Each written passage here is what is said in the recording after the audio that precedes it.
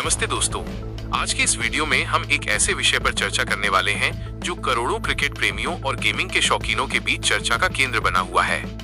हाल ही में हमने देखा कि किस तरह से फैंटेसी एप्स जैसे ड्रीम 11 और माई 11 सर्कल को लेकर कड़े नियम बनाए गए और कुछ हद तक उन पर पाबंदियां भी लगीं।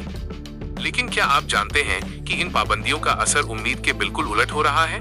जी हाँ, सरकार ने जब ये कदम उठाया था तो उनका मुख्य उद्देश्य था लोगों को वित्तीय नुकसान से बचाना और परिवारों में बढ़ते तनाव को कम करना। कई बार खबरें आती थीं कि लोग इन ऐप्स में बहुत ज्यादा पैसा हार रहे हैं, जिससे उनकी सामाजिक और आर्थिक स्थिति खराब हो रही थी।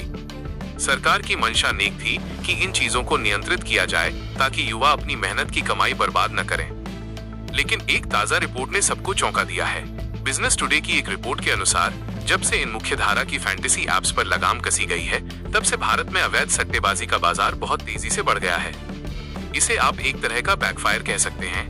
पहले जो लोग 49 रुपए या 100 रुपए लगाकर अपनी क्रिकेट की समझ का इस्तेमाल करते थे और टीम बनाते थे, उनमें से कई लोग अब पूरी तरह से सट्टेबाजी की ओर मुड़ गए हैं।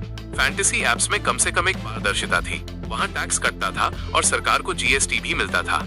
लेकिन अब जो लोग इन ऐप से दूर हुए हैं, वे ऐसी विदेशी और अवैध वेबसाइट्स का रुख कर रहे हैं जो पूरी तरह से अनियंत्रित हैं। यहाँ जोखिम कई गुना ज्यादा है, क्योंकि यहाँ दांव सिर्फ 49 रुपए का नहीं होता बल्कि हजारों और लाखों का होता है। इस रिपोर्ट में ये भी बताया गया है कि लगभग हर 3 में से एक यूजर जो पहले फैंटेसी एप्स पर खेलता था, अब सट्टेबाजी के अवैध मंचों पर जा चुका है। यह एक गंभीर समस्या है, क्योंकि सट्टेबाजी में हारने की गुंजाइश और लत लगने का खतरा फैंटेसी एप्स के मुकाबले कहीं अधिक है। अगस्त के महीने के बाद से सट्टेबाजी के मामलों में भारी बढ़ोतरी देखी गई है। सरकार लगातार ऐसी वेबसाइट्स को ब्लॉक करने की कोशिश कर रही है, लेकिन समस्या ये है कि जैसे ही एक डोमेन बंद होता है, ये माफिया नए नाम और नए लिंक के साथ वापस आ जाते हैं। इससे यह स्पष्ट होता है कि सिर्फ प्रतिबंध लगाना समाधान नहीं है, बल्कि एक मजबूत और संतुलित कानून की जरूरत है जो मनोरंजन और सुरक्षा के बीच तालमेल बिठा सके।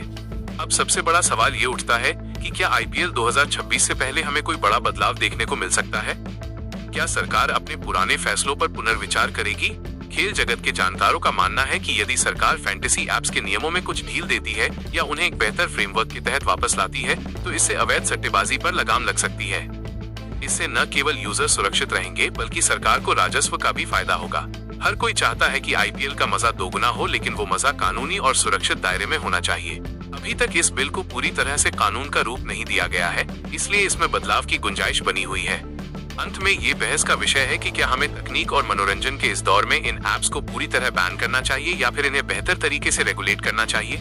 आपकी इस बारे में क्या राय है?